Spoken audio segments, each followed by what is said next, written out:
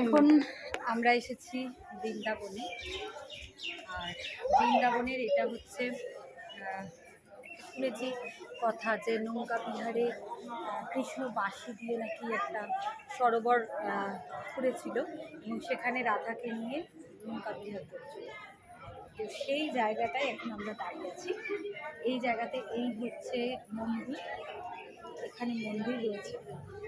আর এই হচ্ছে সেই নৌকা বিহারের সরোবর যেটা কৃষ্ণ তার বাঁশি দিয়ে ধরিত্রী মা থেকে মানে ধরিত্রী থেকে কি মাথা করে এই সরোবরের তৈরি করেছিল।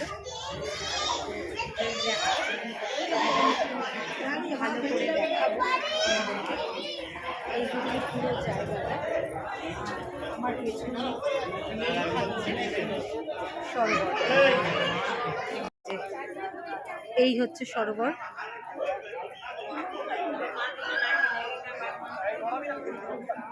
এই হচ্ছে সেই সরোবর, পুরো সরোবরটাই এরকমভাবে বাঁধানো রয়েছে।